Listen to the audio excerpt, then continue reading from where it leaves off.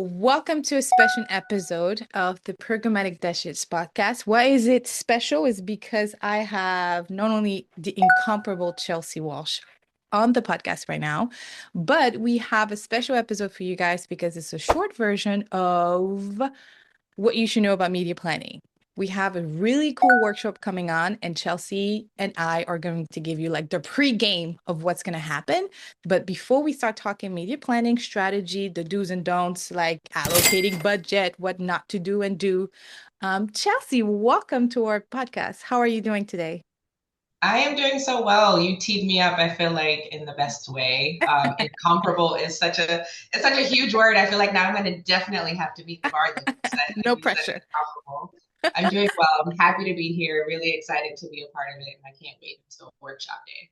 Chelsey has come into my universe like at the right time. You know when they say when the student is ready to learn, the teacher appears. I was literally in this period, this season, and Chelsey was like, "Oh, that little angel, that But I can God." say the exact same thing. I can say the exact same thing. It, I it was just like, like happened so yeah, serendipitously. so nice, and that's what we're here. We're going to talk about media planning. So again, give us like your good 1 to 2 minute introduction. Maybe tell us like how you landed here, and maybe something you're excited about in 2025. Okay, Chelsey Walsh. I have been in the industry now for 14 years, Nice. which feels both long and short at the same time. I've spent the last 8, almost 9 years in the agency world. Before that, I worked for a lot of private companies, primarily e-com. My strengths have primarily been in e-com, but I Mhm. really have worked across every industry, whether e-com or brick and mortar. Some of Right. the biggest companies that you can think of, Fortune 500, to some of the smallest mom and pop shops in South Florida. Mhm. I'm currently working at the number one independent agency across the triapole of Google, Meta, and Amazon. So definitely still doing a ton of work in the Yeah. media planning and strategy side. And one thing I'm excited about, I know that this is a controversial topic because a ton of people are worried about the invasiveness of AI, but I'm Mhm. actually really excited about it because I think it's going to push the way that we think about how to get in touch with people in very unique ways. Now, I think we obviously have to be careful about how much we're allowing these bots to invade our homes. But I think if we use it the right way and if we consider AI to be a tool, we can Mhm. really start to see a ton of excellent things come out of not just media planning, but even the way that we're communicating with each other as people and the Mhm. way that brands are communicating with their customers. So Mhm. I know that there's been a ton of conversation about privacy and all of those things. And I think those things Yeah. are super important. But I also have like every single Google Home device in my house. Yeah, Like my me house too. is definitely a smart house. Literally. And I can see where it has allowed certain things in my house to be a bit more seamless, right? So I can see where we Yeah. can go if we use it the right way. Mhm. And that makes me really excited. We just have to make sure that we're using it the right way. That's a But I bet. think, yeah, I think looking at the integration of AI and a lot of the things that we're doing is really going to catapult the industry forward. Yeah. We just have Mhm. to be sure that we're using it the right way and we're considering the integrity behind it as well, which I think is the most important thing. And I feel like AI is such a big conversation, and maybe we'll touch on during the workshop about how to best use it. But I want AI to take over some of the mundane tasks traders are like still task to do, no pun intended, right? Mhm. Like the some of the optimization we do, and I'm leading into the planning conversation, but some of the optimization we do is post campaign launch is very it's very tedious. You really Yeah, have to be, and everybody should have attention to details as like a soft skill or at least work on it. But it's very down to that detail of a comma, which leads yeah, me into receiving media plans in the past where I would open it, not that it's imprinted, but I would open it on my computer. I'm doing yeah, the sign as if I'm opening a book for my people listening and not watching it on YouTube. But I've opened a media plan in the past where I was a trader for programmatic search and social. And so for my people who don't know that those exist, those roles still exist. It's not the most fun to some extent, but they still exist where you're one person managing all three channels. And Yeah. so on the media plan, I would see that maybe search would have, shucks, 90% of the total budget.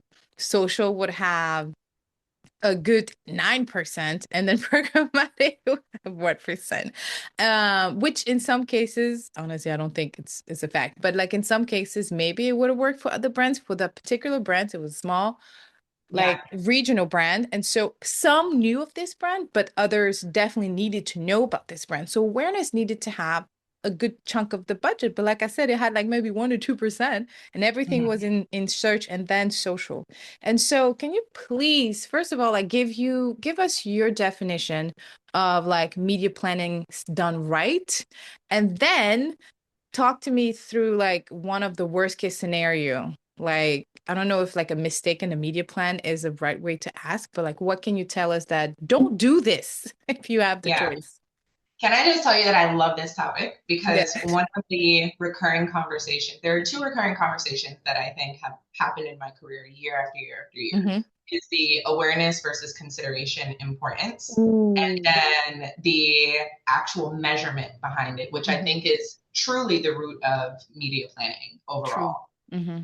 When I tell you that so many companies that I've worked with, I'm talking about the largest scale companies that I've worked Yeah. with, measure awareness and consideration and conversion the same across the Mm. funnel. That is what I would say is the biggest mistake any company can make when Mm-hmm. going into a media plan for some Wow. sort of go to market.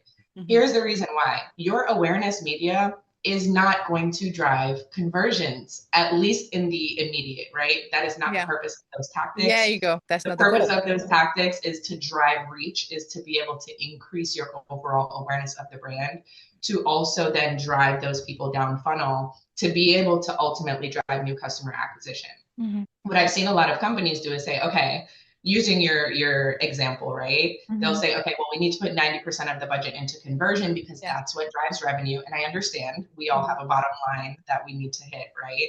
Yeah. That's what drives revenue. And then the remainder of it we'll put into mid to upper funnel. And then to your point, programmatic or awareness driving tactics only get 1 to 2%. Yeah. The problem with that is that while you have immediate revenue, let's say from all of the conversion drivers that you have in that 90%, you Mm-hmm. have the immediate revenue, you're meeting your bottom line, your brand is not going to grow because you're not actually finding any new customers the way that your media plan is being built, because you're also judging the awareness portion of the funnel in the same way as you are the conversion portion of the funnel. That's a fact. We That's a have to get to a point where measurement is so intuitive that we're strategically building the media plan based on the purpose and the objective of the channels that you're using. So, for instance, in awareness, if we're talking about KPIs that are important to look at how it's impacting the overall media program or the overall funnel, your awareness KPIs really should be looking at what are my CPMs? How many impressions am I driving on a weekly Mm-hmm. basis? Am I seeing that there's actually a higher click-through rate when I'm running certain types of media versus others? Am I seeing that my click-through rate is higher or lower based on the formats that I'm using? Do I need to use more video because I see that it's actually driving more engagement, or do I need to use bumper ads, for instance, right? Oh yeah.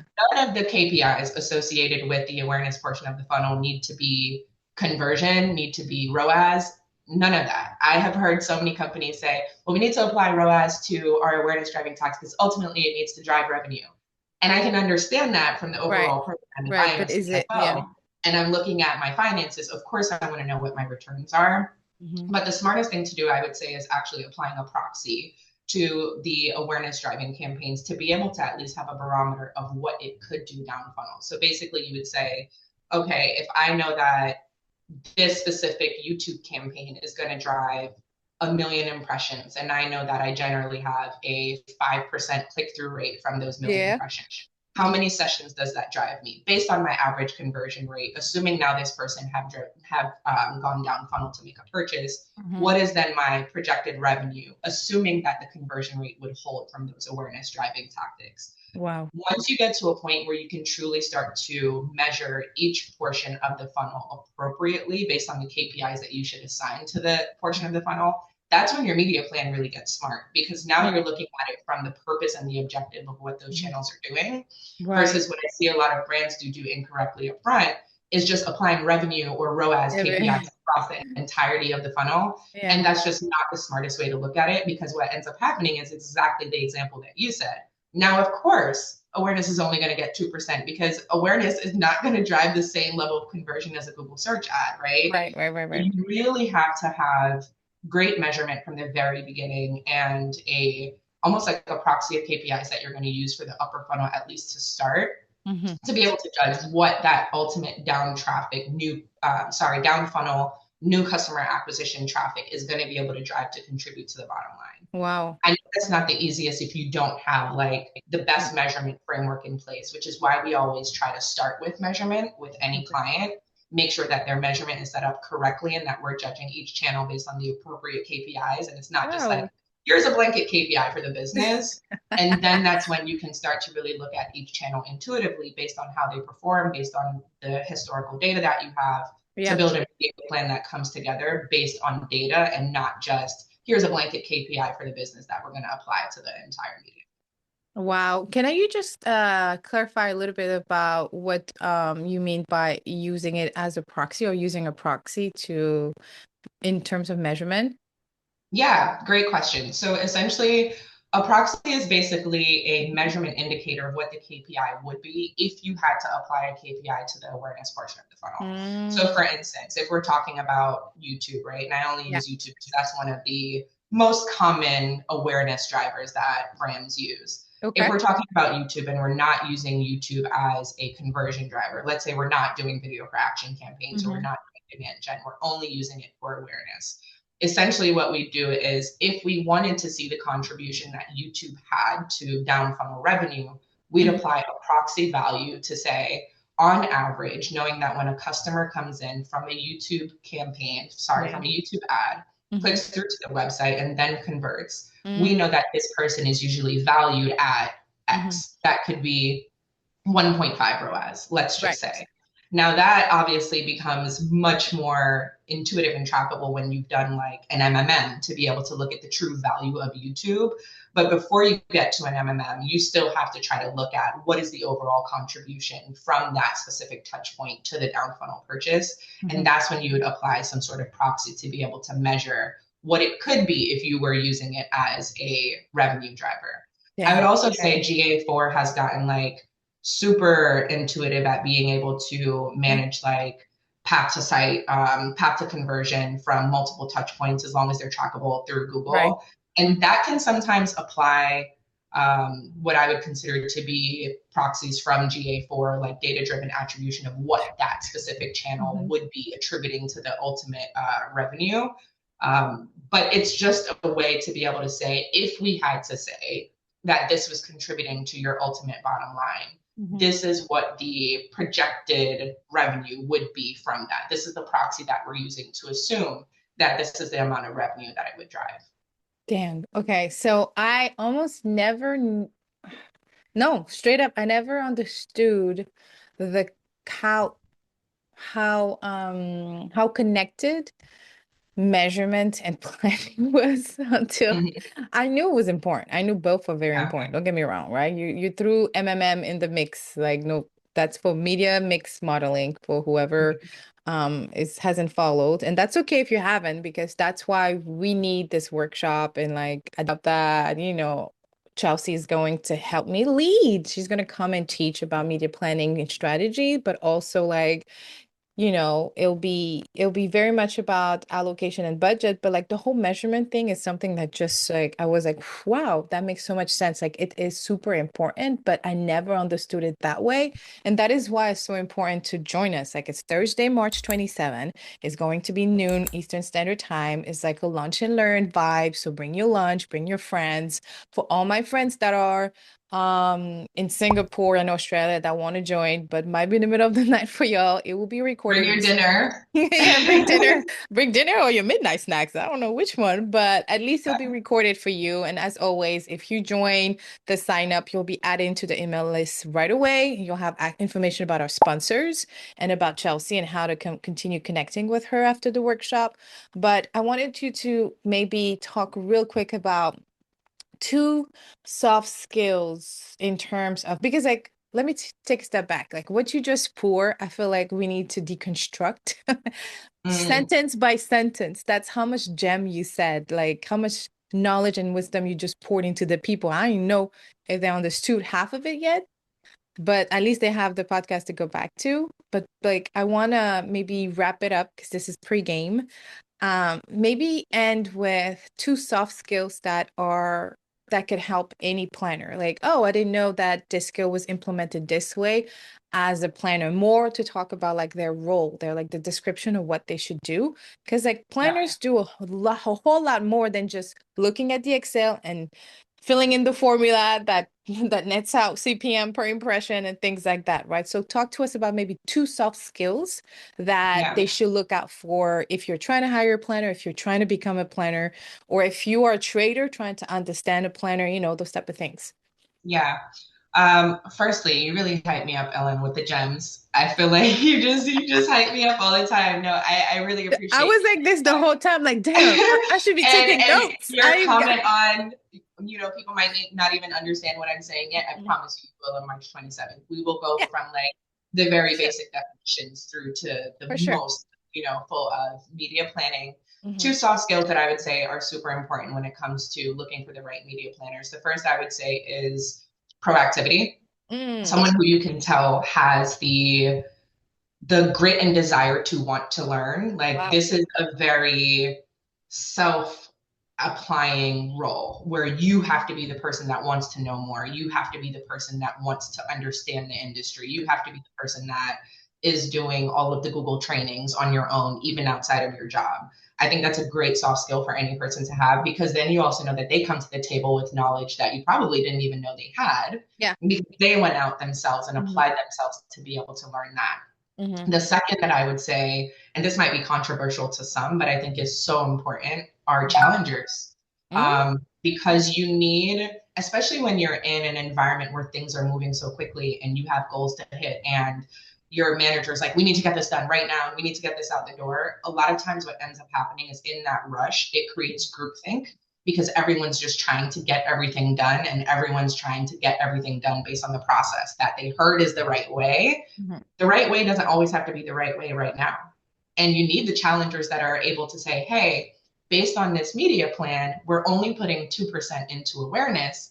Do we think that to grow the brand, we can maybe push that to 10% for this month to see if we can actually drive new customers down funnel to be able to actually grow the brand beyond what we've been doing? If you don't have those challengers in the room that can basically come in and say, hey, we've been doing the same thing month in, month out, you're not going to actually see innovation in your media plan, which is what's going to give you the competitive advantage against Yeah. other brands. And I feel like you just almost like you almost confirmed what one of our client, his name is Charlie Sebuha from OMD. And we were last week I was with some of their team, their junior team, doing a training in person. Mm-hmm. Side note, we do virtual and in-person training for whoever is interested. But what Charlie said to like the group of the juniors, it was like the worst thing to present to a client is the same thing they've already seen. And we were talking about insight, and but like it's so relevant for like even planning. It's that ultimately maybe a media plan is done at the beginning, right? At the pre-launch of Mm-hmm. anything. And that's maybe something we can answer during our workshop is like how often should we update a media plan and things like that. But for the case of doing it at the pre-launch, like if the client is coming back the following year, the following quarter, they're asking for more money, they're offering more money, it's like I'm pretty sure they were not going to want to see the same darn thing.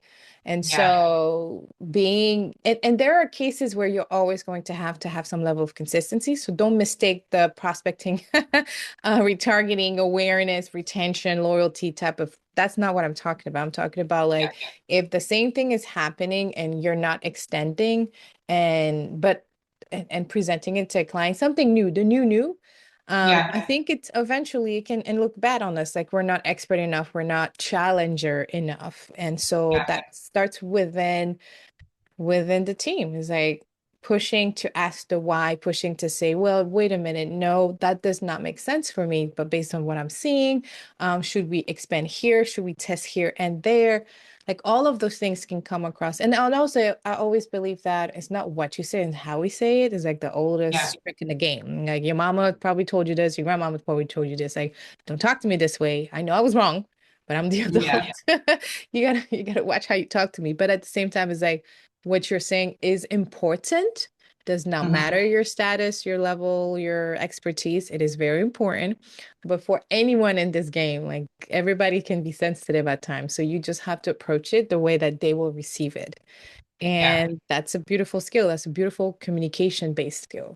Yeah, and to that point, I would say that what I've seen, especially with the really large enterprise brands, Mhm. if you position it as a test Mhm. versus positioning it as a complete evolution to what they're used to, A new as long as strategy. you have a data backed test in place where you're like, this is the way that we're going to measure the test. Here's how Yeah. long the test is for. What are the parameters? What business questions are we trying to answer from this test? Yeah. You almost always get buy-in Mhm. from your team or Always. from clients if you position it as here's how we plan to measure it. If Mhm. it fails, then we don't do it. But if we learn from it, which most of the time the goal is to be able to implement something new in the media plan, you Yeah. can see that you're actually able to create change in that way, positioning it as a test versus saying we're completely uprooting your media plan from the beginning. That is so dope. And this is why I'm going to invite everyone listening or watching this on YouTube to join the workshop on March 27. Again, this is 12 p.m., noon Eastern Standard Time. Yes, it will be recorded, but you will have to sign up. Go to the website, my website, ellenparker.com/free workshop. That's HELENE Parker, PARKER.com/free workshop, and you'll have access to a bunch of bonuses as always. Like Chelsey reiterated, we're going to define things, we're going to review some foundational, and you'll all have some actionable insight to live with. And of course, you'll even have opportunity to consult with Chelsey directly if you should you need to, which I'm pretty sure you will need to. So join us again on March 27. And then thank you again for listening. And I'll see you very soon. Thank you, Chelsey, for stopping by. Thank you. I'm so excited. See you all on March 27th.